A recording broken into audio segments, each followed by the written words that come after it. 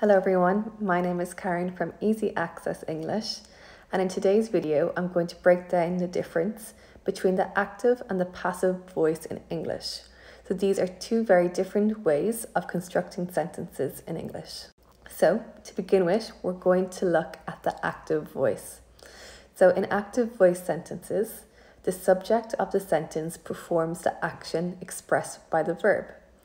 So the structure of an active voice sentence is typically subject plus verb plus object. Active voice sentences are usually clearer, more direct, and often preferred for their simplicity and readability. So an example sentence could be, the chef, who is the subject, prepared the verb, a delicious meal, the object. So I'll say it again, the chef prepared a delicious meal. Next up, we have the passive voice.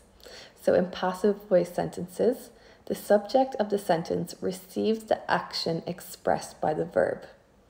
The doer of the action may be mentioned with the preposition by, but it's not always necessary. The structure of a passive voice sentence is typically the object, plus the verb in the past participle, plus the subject, which is optional. So the passive voice is used when the focus is on the action rather than the doer of the action, or when the doer is unknown or less important. So an example sentence could be, a delicious meal, the object, was prepared, verb, by the chef, which is the optional subject. So I'll read that again. A delicious meal was prepared by the chef.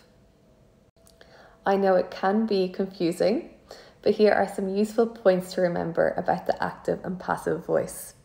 So number one is that the active voice is generally preferred in English writing and speaking because it is more direct and it's easier to understand. The passive voice is used when the focus is on the action rather than the doer, or when the doer is unknown or less important. The passive voice is often used in formal writing, scientific reports, or when the doer of the action is obvious or irrelevant.